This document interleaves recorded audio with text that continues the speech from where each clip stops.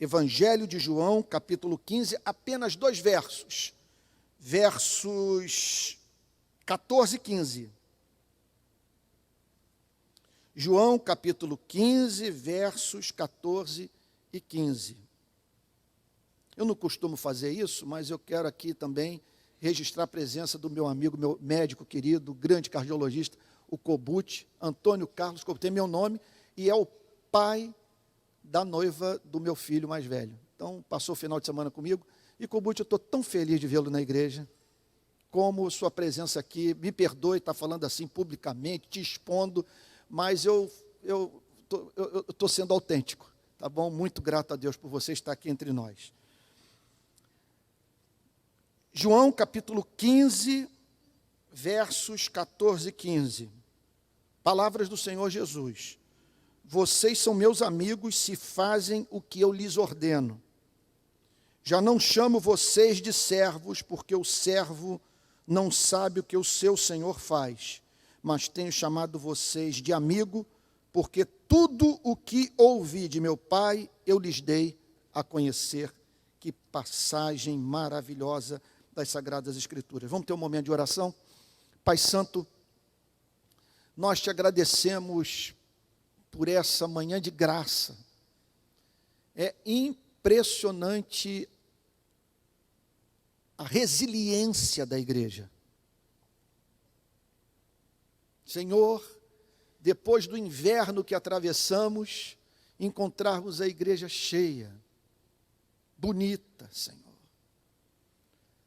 adorando o teu nome, pronta para ouvir tua palavra, e ainda sabedores do fato, Senhor, que temos uma outra igreja que estará congregando aqui hoje à noite, Senhor, que faz parte dessa igreja, Senhor, irmãos que optaram por adorar o teu nome no culto vespertino. Te agradecemos, Senhor, por essa obra do teu Espírito, pelo teu socorro, pelas orações que foram ouvidas, pelo perdão de pecados.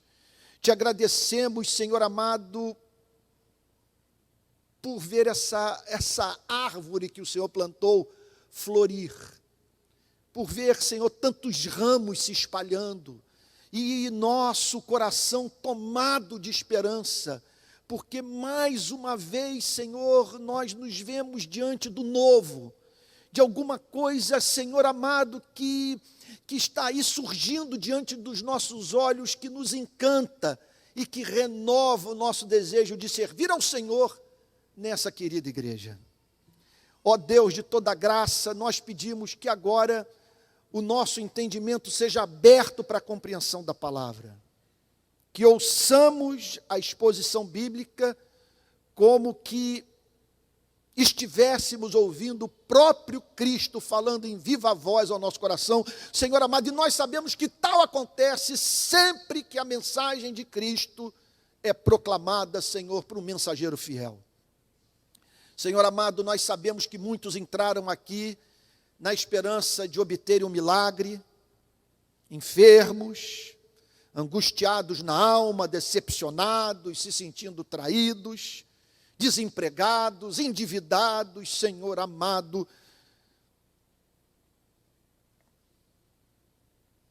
Como precisamos da tua graça nesse mundo que não nos dá descanso, Senhor, um dia sequer. Senhor, mal acabamos de vencer uma batalha e logo surge outra, Senhor.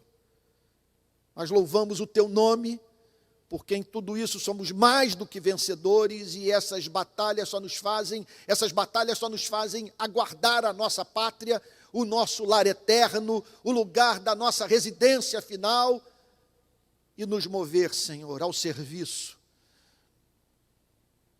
Pois sabemos, Senhor, que há pessoas passando por provas mais severas do que as nossas e que carecem do nosso amor solidário. Senhor querido, nós pedimos que sobre a vida destes que entraram aqui com o coração apertado, o Senhor opere o milagre da mais profunda consolação de alma. Tu sabes que o nosso estado emocional muitas vezes muda, Senhor, com o contato com uma simples frase, às vezes basta uma palavra, Senhor, que nos é apresentada pelo Espírito Santo ao coração e que nos renova as forças, Senhor, refrigera a nossa alma e que nos conduz a ver o invisível, Senhor. E nós pedimos, portanto, que o Senhor diga para esses que entraram aqui em meio a muito sofrimento: filho, filha, os impossíveis dos homens são possíveis para mim. E esta tribulação cumpre em tua vida, meu servo, papel que tu hoje não podes avaliar, porque a obra que eu faço em ti, tu não podes compreender hoje, mas haverá de compreendê-la amanhã. Descansa no meu amor, porque assumi contigo a aliança de ser o pastor da sua vida. Os cabelos da sua cabeça estão contados. Nenhum mal te sucederá. Praga nenhuma chegará à tua tenda, porque eu me afeiçoei por ti, meu servo. Deus querido, enxuga toda lágrima. Tu sabes, Senhor, que eu não sou um louco, um místico, Senhor, falando aleatoriamente ao vento. Estou reproduzindo a tua palavra para a vida dos teus servos, Senhor. É a tua palavra. E que saiamos daqui, Senhor, nesta manhã, com o coração aquecido e com o mais ardente desejo de vivermos para o louvor do nosso Salvador. No nome de quem oramos, com perdão dos nossos pecados. Amém. Amém. Essa passagem nos ensina que Cristo tem nesse planeta amigos. Isso é uma coisa impressionante, porque o texto declara: vocês são meus amigos se fazem o que eu lhes ordeno. Já não chamo vocês de servos, porque o servo não sabe o que o seu senhor faz, mas tenho chamado vocês de amigos, porque tudo o que ouvi de meu Pai, eu lhes dei a conhecer. Gente, se nós pensarmos no que uma declaração dessa significa, é coisa de cairmos literalmente de joelhos. Porque o Criador olha para esse planeta em rebelião e envia o seu Filho para reconciliar os seres humanos com Ele. Esse seu Filho, portanto, entra nesse mundo e passa a desenvolver amizade com seres humanos.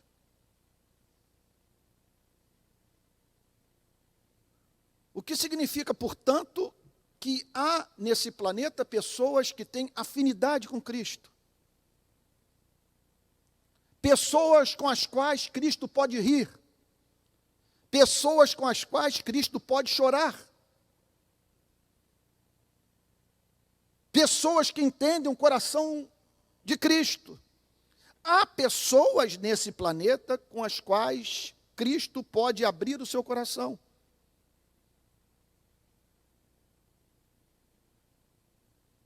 Gente, portanto, que goza dessa amizade, dessa companhia bendita, e que não vê Jesus como inimigo, mas como amigo das pessoas. É sobre isso que essa passagem fala. Homens e mulheres que têm afinidade com Cristo. Observem que a palavra foi usada deliberadamente. Quando ele escolhe a palavra amigo, o seu objetivo é o de utilizar um sentimento, uma espécie de relação que nós mantemos com determinadas pessoas e que nos ajudam, portanto, a ter uma ideia do que Ele sente por nós e a forma mediante a qual Ele quer se relacionar com você e comigo, que é o amigo.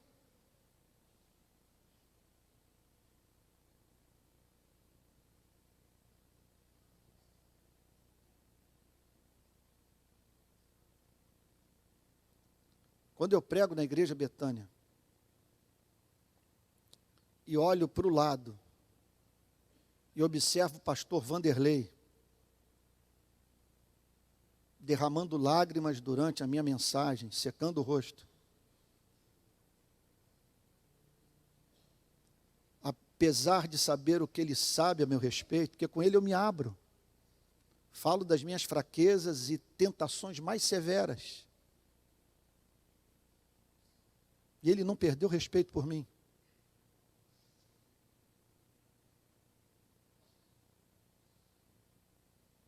É sobre isso que Jesus está falando.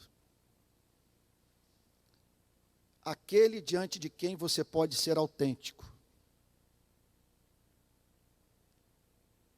O famoso psicólogo Jung falava sobre a persona, máscaras que nós usamos para cumprir os nossos papéis sociais. Porque você não pode ser autêntico com todo mundo. Então, o que você é no seu consultório, você não pode ser com seus companheiros de ciclismo,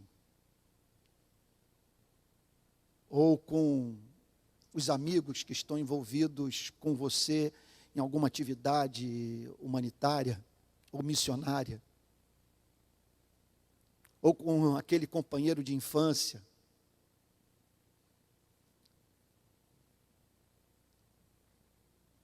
A maravilha é quando você tira essas máscaras por se sentir na presença de alguém que lhe permite ser autêntico, que lhe permite falar bobagem,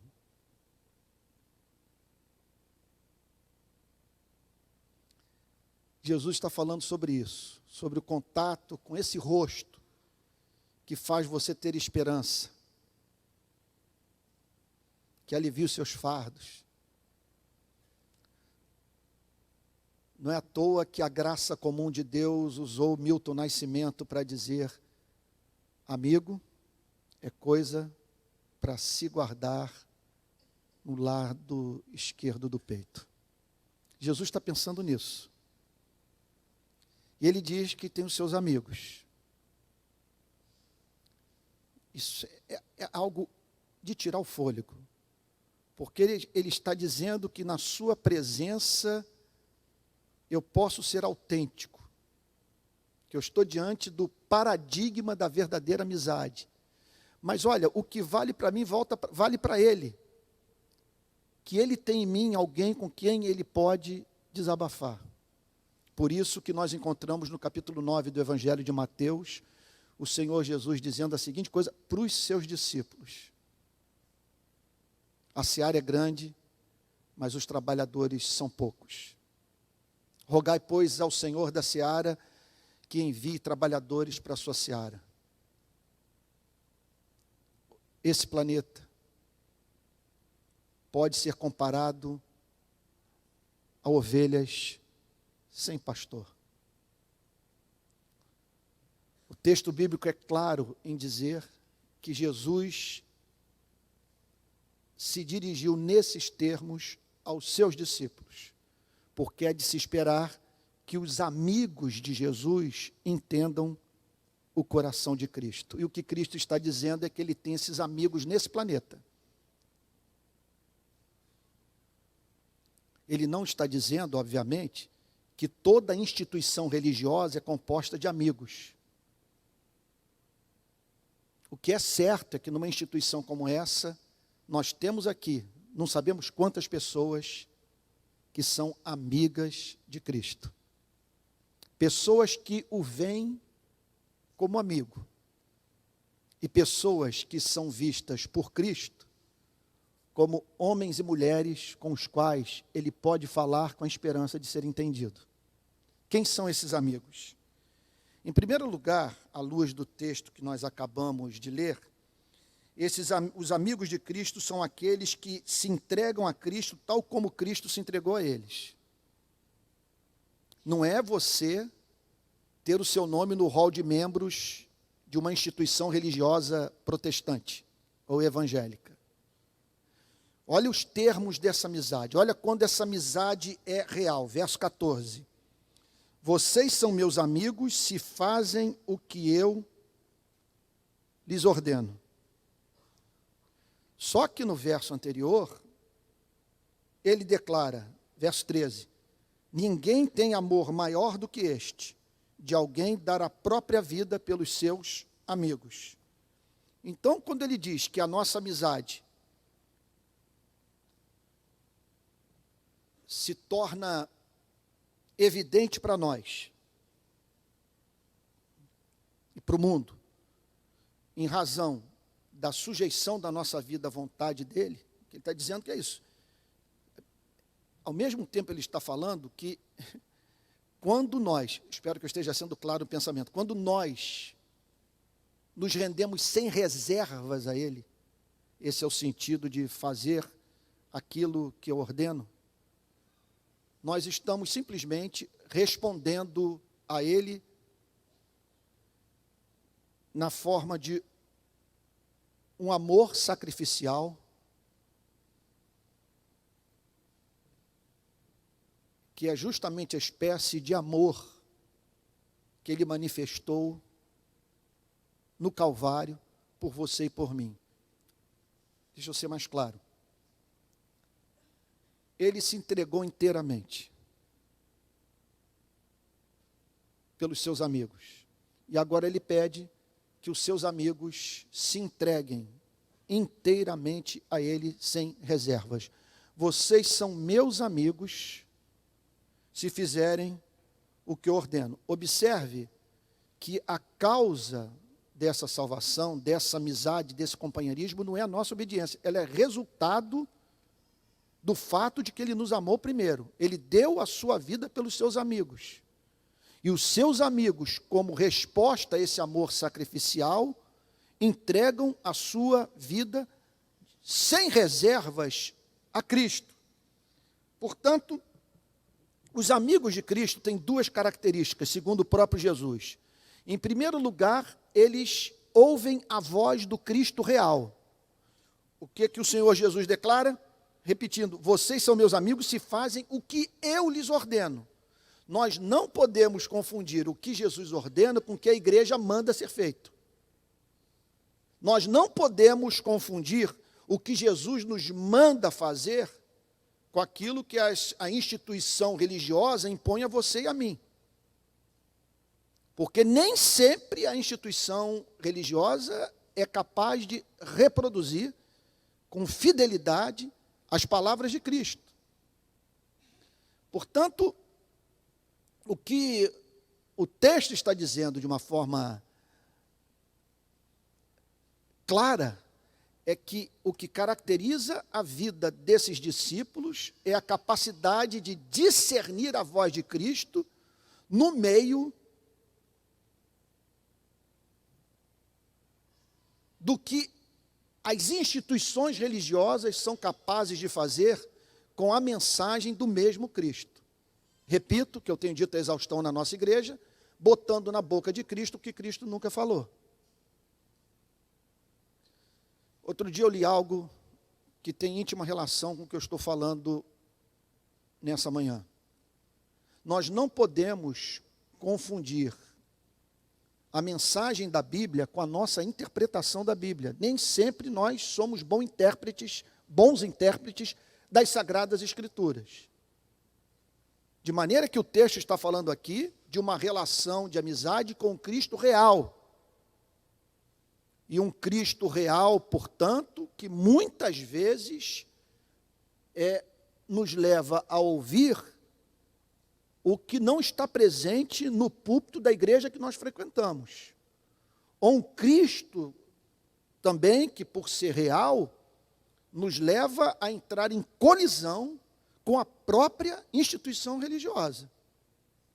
O que ele está dizendo é que essa amizade é uma amizade que é mantida com Cristo real, mediante contato com as palavras do próprio Cristo, e que, portanto, levam o verdadeiro amigo de Cristo a submeter a sua vida ao Cristo verdadeiro. Então, respondendo essa pergunta, quem são os amigos de Cristo? Primeira resposta: os amigos de Cristo são aqueles que se entregam a Cristo tal como Cristo se entregou a eles. Me permitam repetir, capítulo 15, versículo 13, ninguém tem amor maior do que este, de alguém dar a própria vida pelos seus amigos. Então aqui nós temos uma entrega, um amor sacrificial, Cristo se doando inteiramente pelos seus amigos, e em seguida ele pede de você e de mim reciprocidade. Vocês são meus amigos se fazem o que eu lhes ordeno. E por favor, o que ele ordena não é arbitrário. O que ele ordena não é impossível. Cristo não ordena bizarrices.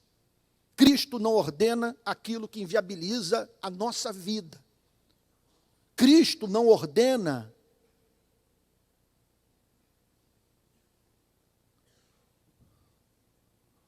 o que nos torna piores do que éramos.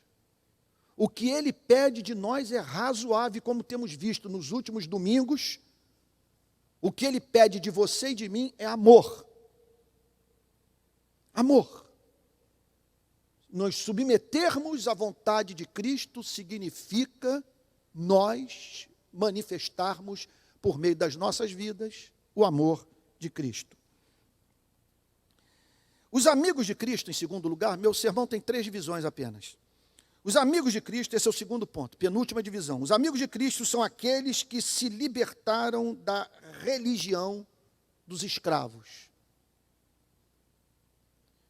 Essa é uma outra característica dos amigos de Cristo. Os amigos de Cristo se libertaram de uma relação servil com o Criador. Abandonaram a religião dos escravos a fim de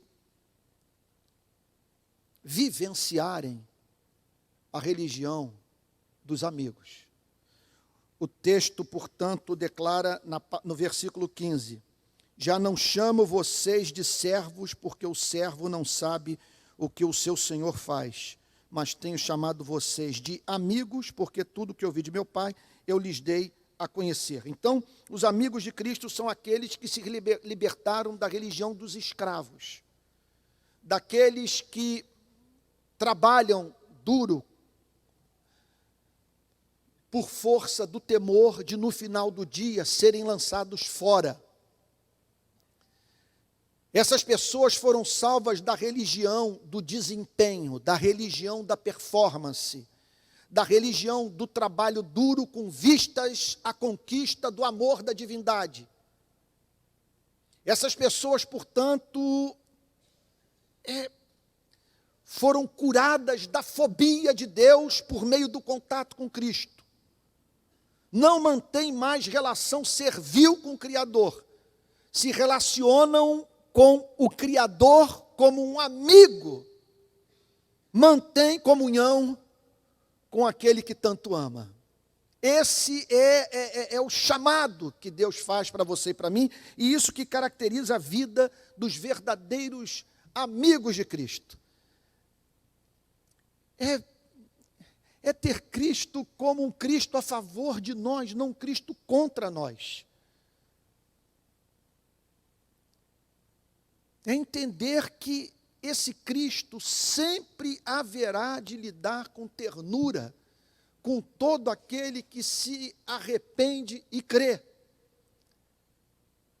Que, por mais repetidas que sejam as nossas quedas, já que não há nenhuma promessa bíblica que garanta que o nascido de novo não possa cair 2, 3, 4, 5 vezes no mesmo erro, é possível que isso ocorra. Nessas horas eu me lembro de C.S. Lewis, Nem sempre Deus nos concede a graça para vencermos o pecado, mas sempre nos concede a graça para continuarmos lutando contra o pecado. E muitos testemunham isso, que depois de uma longa e árdua batalha, obtiveram a vitória em razão de não desistirem de si mesmos por terem sido levados a crer que se relacionam com Cristo, que não abandonam os seus amigos na estrada. Então, os amigos de Cristo são aqueles que se libertaram da religião dos escravos e que, portanto, agora respondem ao amor de Cristo com amor também. São, portanto, aqueles que entenderam que não tem que trabalhar duro para impressionar o Criador já os ama, e que fazem o que fazem em razão desse vínculo de amizade, que torna o comportamento inevitável, espontâneo. E por fim, último ponto, respondendo à pergunta, quem são os amigos de Cristo? Os amigos de Cristo são aqueles que se deixam amar por Cristo. Olha o que diz o verso 15.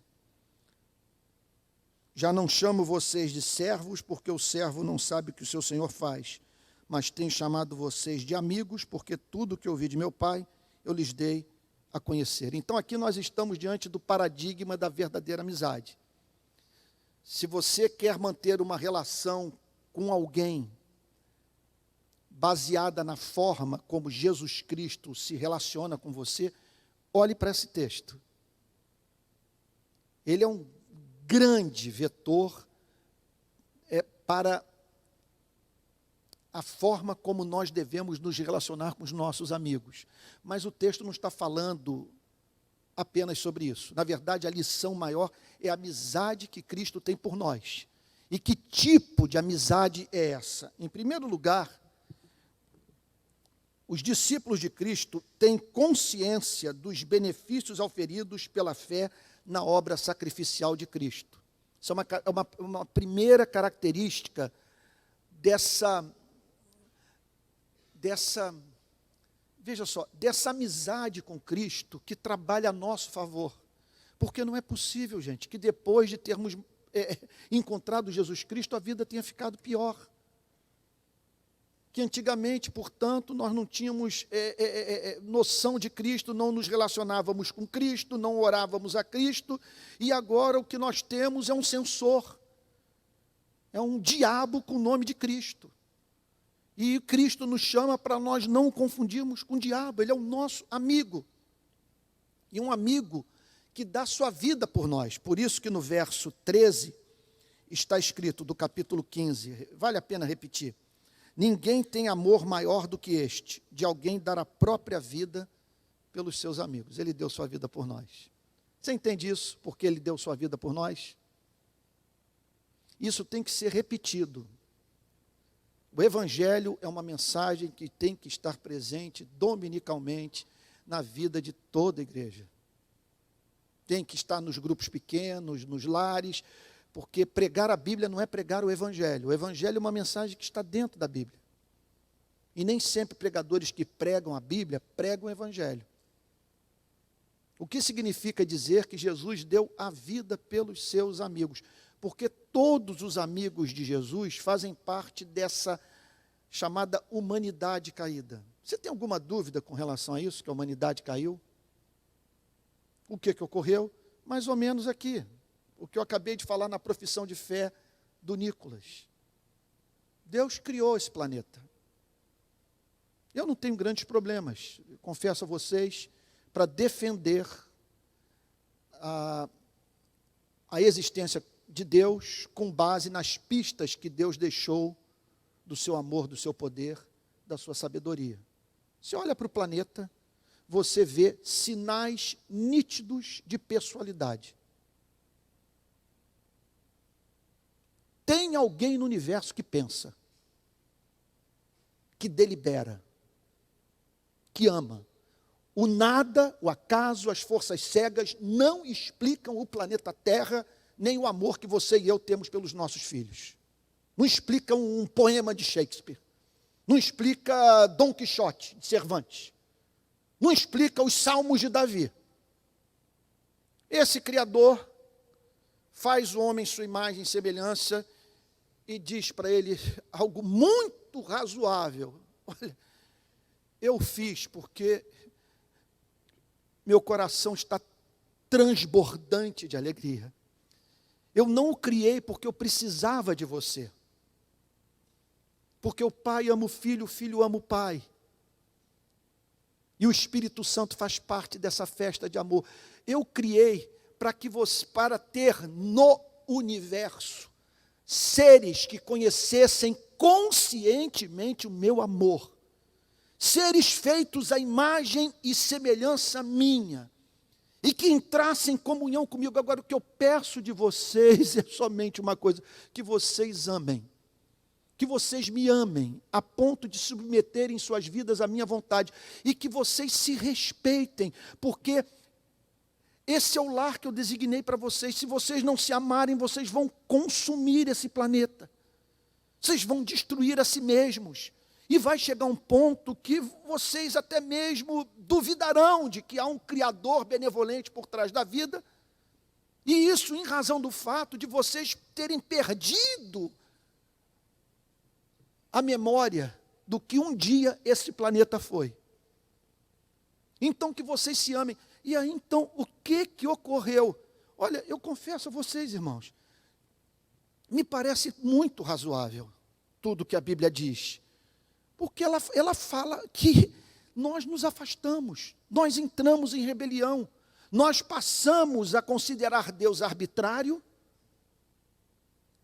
decidimos não submetermos a nossa vida a Ele, não vivemos no universo teocêntrico, mas um universo que tem o homem como centro, um universo antropocêntrico, e passamos a fazer guerra uns com os outros.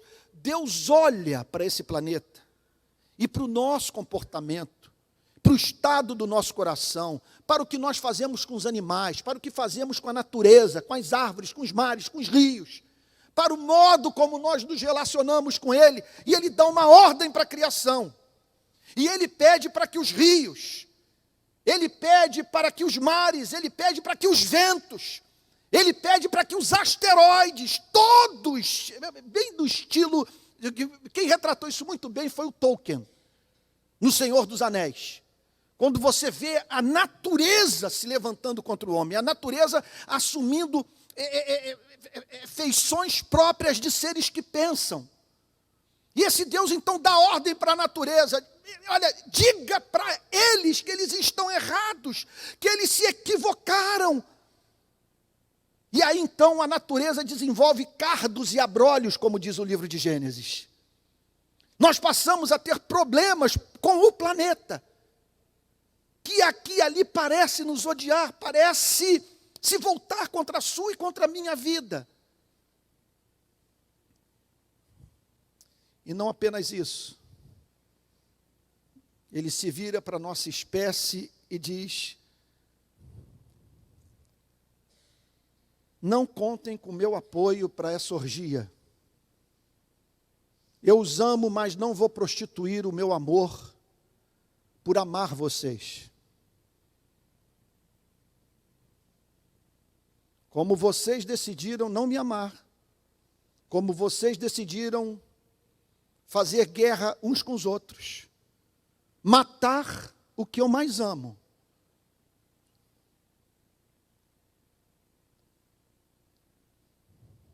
eu vou botar o vírus da morte dentro de vocês. A juventude de vocês passará como um sonho. Vocês vão durar pouco. Vocês entrarão em processo inexorável de envelhecimento. E voltarão para o pó. Porque essa soberba de vocês precisa ser abatida. Agora, não apenas isso. Eu vou enviar o meu filho para que nesse mundo de dor ele os salve. E vou dar uma oportunidade aos rebeldes de se arrependerem e se reconciliarem comigo. Só que o que vocês fizeram com esse planeta, o que vocês fazem com os animais, o que vocês fazem um com o outro, o que vocês fazem comigo, é tão repulsivo, é tamanha afronta a minha santidade, que só há um jeito de eu perdoá-los, de modo que eu não emita para o universo que eu não tenho compromisso com a minha santidade. Eu vou perdoá-los, mas um de vocês vai ter que morrer.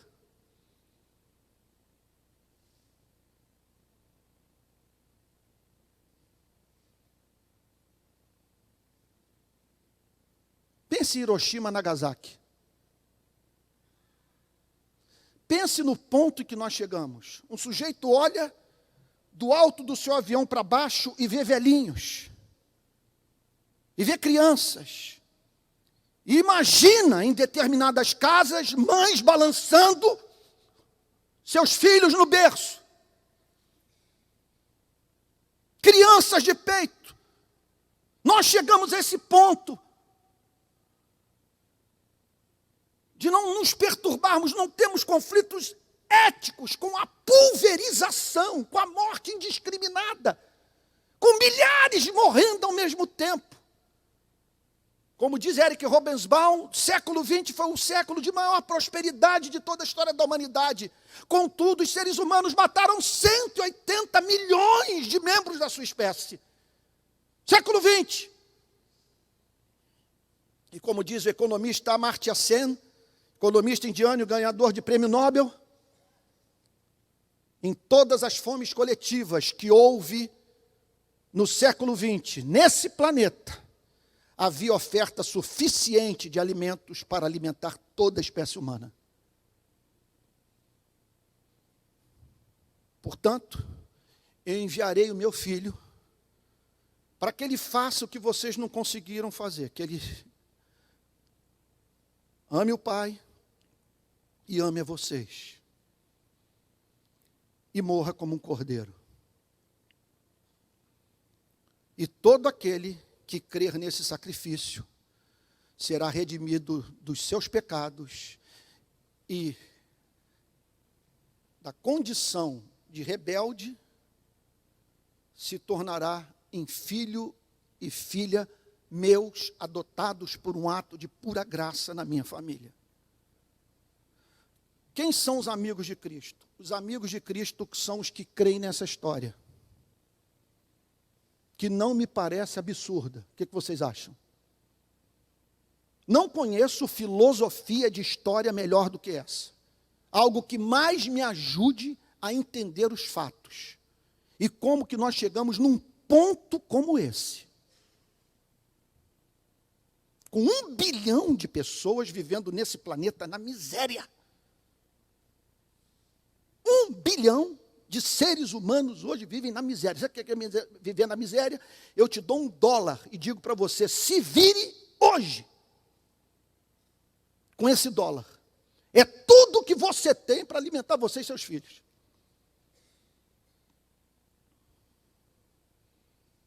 Então, quem são os discípulos? Quem são os discípulos, na verdade, tornados amigos? São os que têm consciência dos benefícios auferidos pela fé da obra sacrificial de Cristo. Ele morreu por mim, ele morreu pelos seus amigos, e agora, esse que é o ponto, entenda o que eu vou lhe dizer para você entender do cristianismo. Agora, porque ele morreu, Deus pode se relacionar com você e comigo sem prostituir o seu amor. Sem fazer violência a si mesmo. Vou usar uma palavra aqui que talvez não convenha para o púlpito. Sem emitir a nota que no cosmos, no céu, nós temos um banana que tolera a nossa canalice. Não! O perdão dele não é o perdão de um avô celestial condescendente. É o perdão de um rei indignado e que botou a criação para trabalhar para ele, a fim de despertar a você e a mim para o arrependimento. Mas não sem enviar o seu único filho. a fim de redimir a criação, redimir o homem, e ter nesse planeta uma sociedade de amigos seus. Quem são os amigos de Cristo? São os que têm consciência da vontade de Cristo para as suas vidas. Eles fazem o que Cristo ordena. Eles não mantêm uma relação utilitarista com Cristo. Por isso eles não entram na igreja pensando em termos do que a igreja pode oferecer. Eles não se relacionam com a igreja como se relacionam com um Rio Brasa, como se relacionam, sei lá, com Barra Shopping. Se não atender às minhas expectativas, eu caio fora. Não, eles entendem que foram chamados para se submeter a Cristo. E se submeter a Cristo significa você tomar o caminho do Calvário. Como alguém já disse, vinde após mim e morra. Olhando aqui para o relógio, o culto foi muito extenso, tivemos muitos avisos, muita apresentação. Vou ter que terminar agora, deixando de explorar muita riqueza do texto. Último ponto, aqui eu concluo.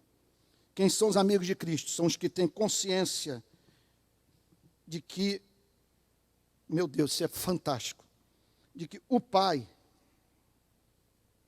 são os que têm consciência de que o Pai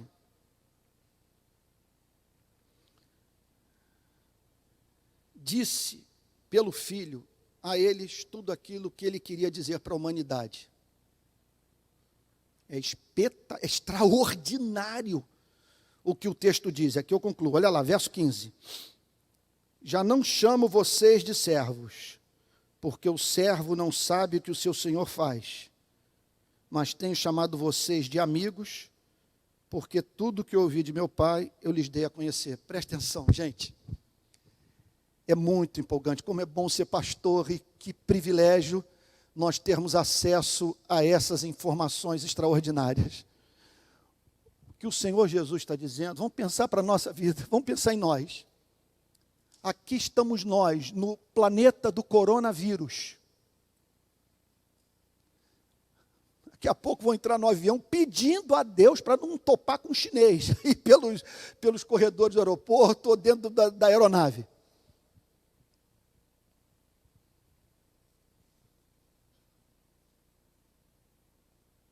Aqui estamos nós.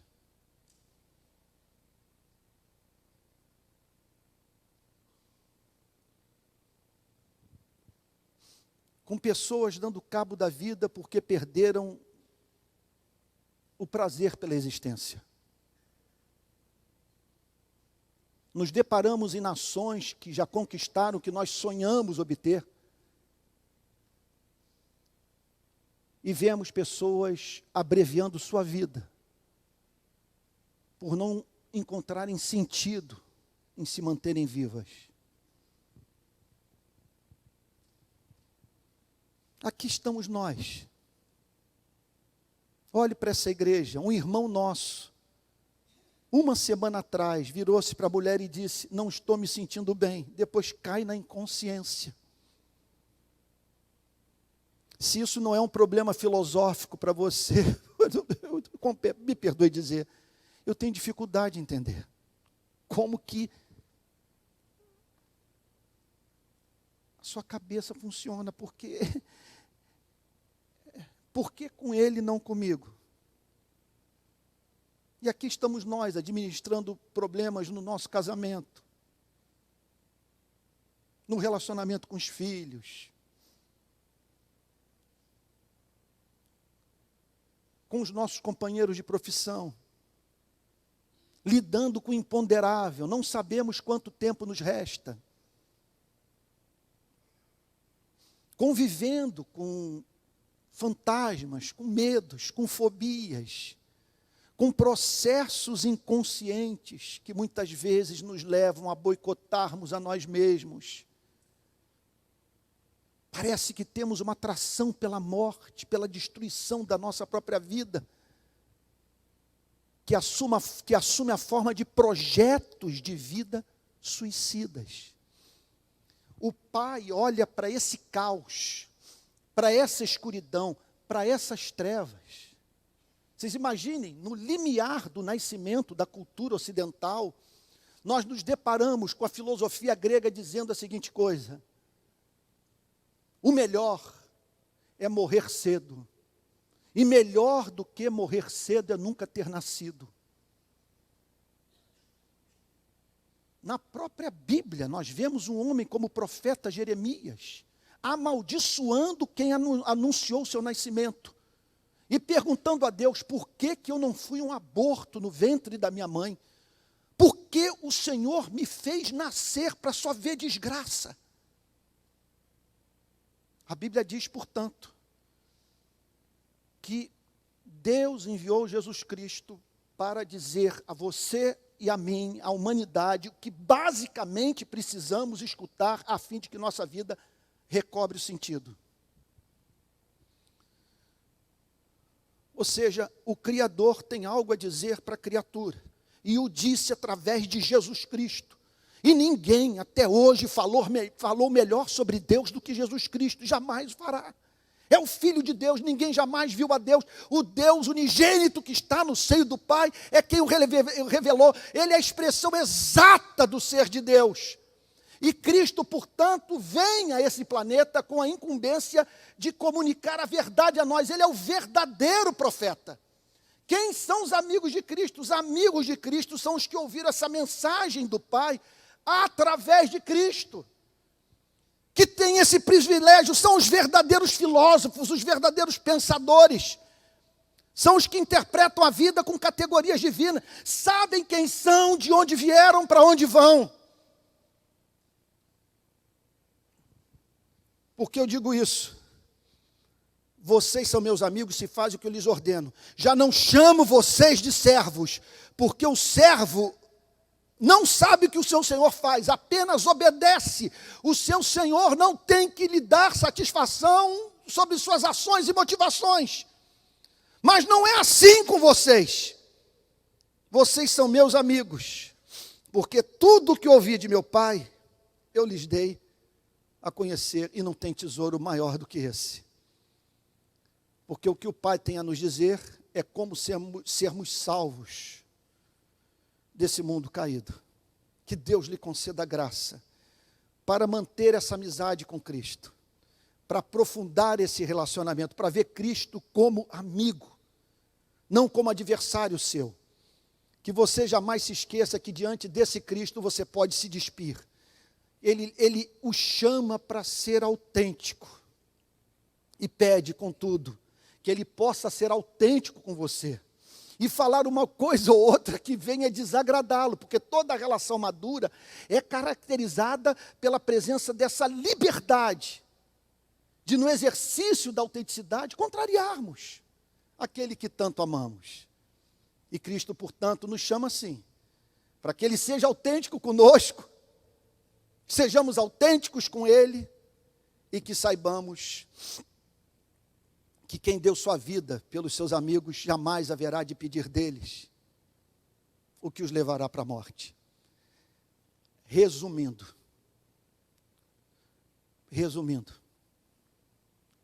cristianismo não é apenas compreensão da doutrina ou obediência, é relacionamento. O que é o cristianismo? É amizade com o Criador. Não é guardar a doutrina, não é passar a ter outras preocupações éticas. Tudo isso está envolvido.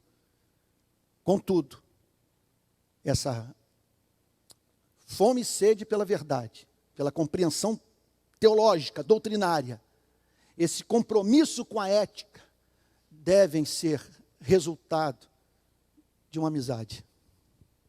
Nada é mecânico. Tudo é fruto de carinho, de amor, de prazer em estar junto. E devolver ao melhor amigo das nossas vidas o que ele fez por nós. Ele deu sua vida por nós e nós devemos entregar a nossa vida a ele. É isso que o cristianismo pede de você e de mim. Vamos orar? Ficar de pé?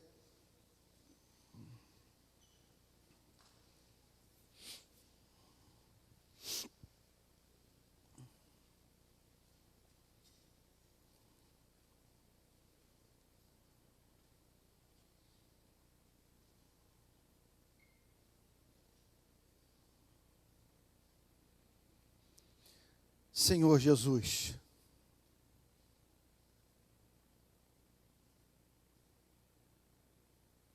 Filho do Deus Altíssimo,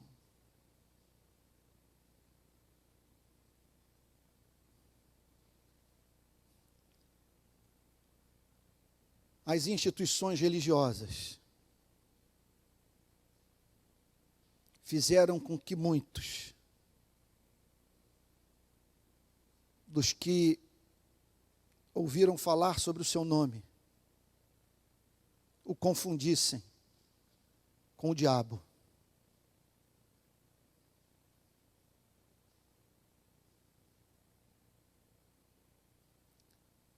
Senhor, quando acabamos de ler esses versículos, somos tomados da convicção de que não há no universo ninguém mais interessado na nossa felicidade do que o nosso melhor amigo. Senhor, por que deixamos nos convencer de que o nosso melhor amigo não tem interesse na nossa felicidade?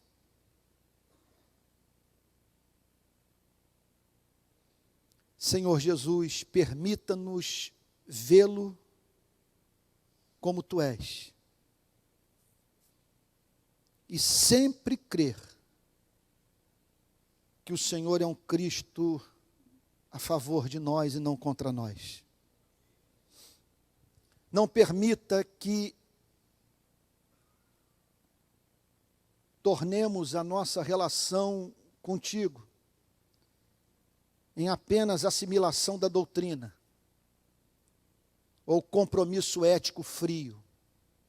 Queremos amizade, relacionamento íntimo, Senhor. E tudo isso nos levando a querer conhecer sua mente e fazer a sua vontade. Senhor querido, que saiamos daqui hoje com algo doce no nosso coração, que provemos da doçura dessa amizade, e que por toda a nossa vida, Senhor, façamos parte dessa sociedade santa, composta por homens e mulheres que o compreendem e que estão prontos em razão dessa amizade para ouvir sua voz e entender o seu coração. Senhor, fala conosco e encontre em nós nosso Salvador querido, que está aqui nessa igreja e que ouve as nossas orações, que Tu encontres em nós uma verdadeira amizade, Senhor.